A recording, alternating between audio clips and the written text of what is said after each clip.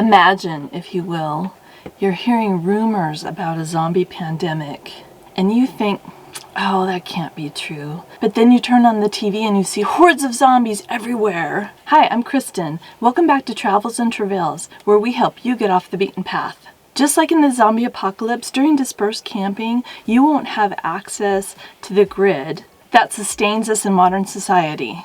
So what are the things that you need for either dispersed camping or the zombie apocalypse? So the first thing you'll need is shelter. I used to be a tent camper. My dad had a cab over camper when we were growing up, but us kids, we always slept in a tent. And when I raised my kids, we all slept in a tent as well. And then I met Doug, and Doug had a tent trailer, which I thought was really cool. But when you have a tent trailer, you have to set it up and take it down every time. Plus, it's not very good defense against zombies. So he sold the tent trailer and bought the Scamp. And having a hard-sided trailer, it's a lot nicer. It made me feel more comfortable. You know, out in the wilderness, here we have bears, and then, of course, you want to be protected against zombies. Having a nimble vehicle like a van or a small travel trailer will help you navigate traffic during a zombie apocalypse or a 3-day weekend. If you can't afford a trailer or a camper van, then you can always modify your car. Now, there are some companies that make items that you can use to modify your car. One that I can think of right now is Campin' Car. And Campin' Car makes different products so that you could sleep and cook from your vehicle. Some other things I've seen is on Amazon, you can buy pads that will go in your back seat and some that are inflatable. And also if you have an SUV, you can get a bed for the back of your vehicle. And those modifications will make your car more comfortable to sleep in. The second thing you'll need is water. And we all know water is really important. I read that you need about 2 gallons of water per day if you're washing dishes and taking showers. That's a lot of water. Recently, Doug bought a new overlanding trailer so that we could get further off the beaten path. So he's been trying to figure out how are we going to get water when we're off grid. There are a couple different options for getting water. One is you can carry it, but water is very heavy. It's about 8 pounds per gallon. You can go back in town to get it or get it when you dump your tanks. That's another option. Or you can pump it from a river or stream. Doug wants to be able to pump our water out of a river or stream so that we can stay off the beaten path for longer. And he has been eyeing the Guzzle H2O, which is very expensive, but it's really cool because not only is it a pump, but it's also a filter as well. In the meantime, while we're still deciding whether or not we're going to get the Guzzle H2O, he got a little pump. And this pump is driven or powered by a cordless drill. So it's very simple. Of course, if you get something like this, you have to have hoses and it's very inexpensive.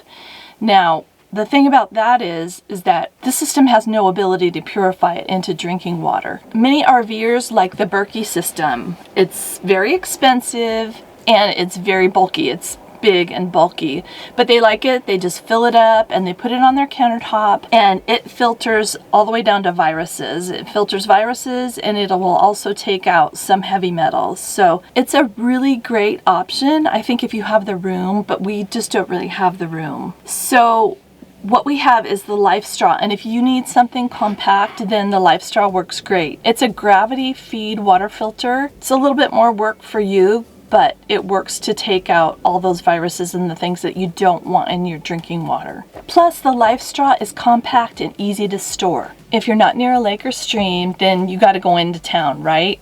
If you dare. And you can take your 7-gallon aquatainer, and that's what we use for water storage outside of our holding tanks. And the aquatainer, it takes up a lot of space, but it is a rigid water container. I know that some people like the flexible water containers, but Doug just doesn't like those. So we're going with the aquatainer. Whether you're running from zombies or just dispersed camping, you'll need a way to deal with your waste. I've told this story before, but you're going to hear it again.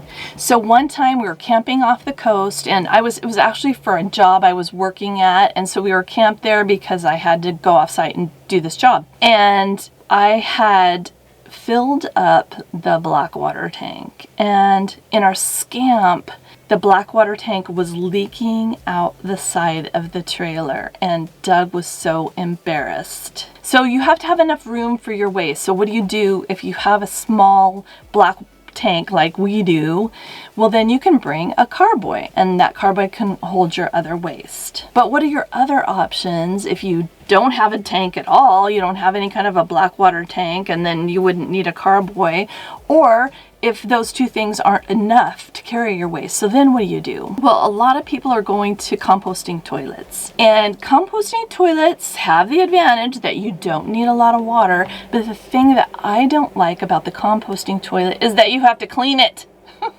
And I don't want to get that close to my waste. I don't know about you, but even though it's composted, I still don't want to deal with that. I don't want to deal with the little urine bucket and trying to get rid of that. And so the thing that I really like is the dry flush toilet. And I don't know if you've seen a dry flush toilet. It's kind of like a diaper genie, but it's really the cool thing about it is that it has a bag, and in that bag is a coagulant, and so you just do your business, and then the diaper genie just wraps it up and puts it in a bag, and you can throw that bag in the trash. And I really like that. The disadvantage of the diaper genie is they're expensive, and the bags and the coagulant are expensive also. But to me, that's like the best way to go. And the one that I've actually seen work is the wrap-on green. So I really like the wrap-on green. So another option you have is you can just get a bucket, right? So probably not a lot of people want to get a bucket and put their waste in it, but there is also another thing that we have is the Thunderbox, and it's the same idea. It's just a bit more sophisticated than a bucket. It comes with its own bags. It folds up really compact, and I really like that. But the thing about the Thunderbox is that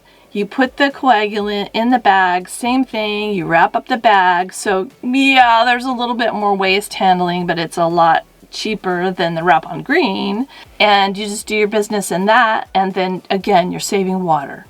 The next thing that you'll need either for the zombie apocalypse or if you're dispersed camping is power. One time we were off-grid camping and our battery ran down super fast. I mean, to me it felt like 15 minutes. It was longer than that, but it felt like 15 minutes. And what happened was I had butt bumped the refrigerator panel on the casita. I butt bumped it onto 12 volt, and that turned on the 12 volt, drained our battery in like probably 2 hours. Fortunately, we had the generator, and we started the generator, and we were able to get power back into our battery so that we could run the lights and the refrigerator and all those other things that you need when you're dispersed camping. Because we all have devices that we need charged up, right? You need to charge up your headlamp, or you need to charge up your phone, your tablet. So we all have things that require power.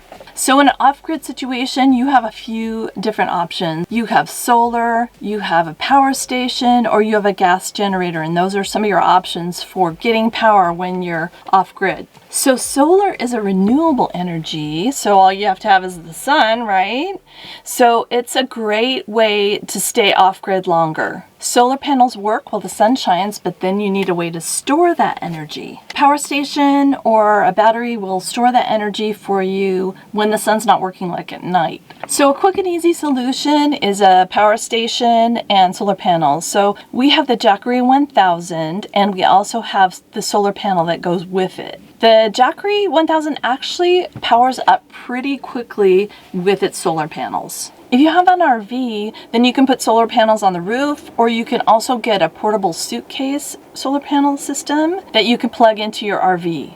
In our casita trailer, we have 135 watts of Zamp Obsidian solar panels on the roof, and those work great. Since then, Unix has sent us 2 lithium batteries, and that has been really great for us. They hold a lot of power. But I wanted to get completely off the grid because I wanted to run my coffee maker and my hair dryer off the batteries. So we also got a Victron 2000 inverter. So like I said, when we lost power, we were in McCall, Idaho, completely off the grid, and that gas generator was a lifesaver for us.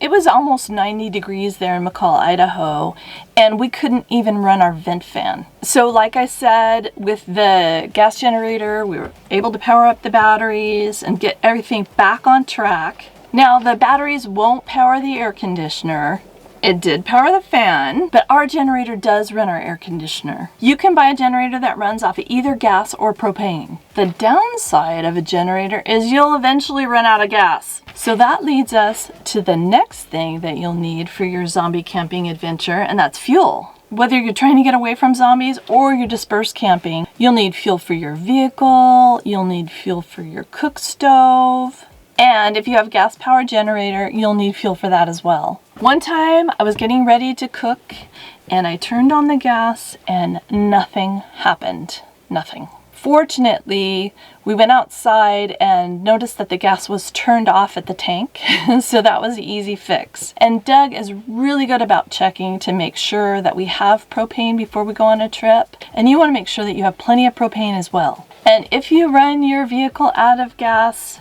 you'll know what I mean. That's the thing about dispersed camping, is you never want to run out of gas. I don't know if you're old enough to remember gas rationing. I wasn't old enough to drive, but I was old enough to remember seeing the lines of cars waiting for gas on the street, because at that point in time there was some kind of oil embargo. But what happened was that if you had an even numbered plate, you could get gas on one day, and if you had an odd numbered plate, you could get gas on a different day.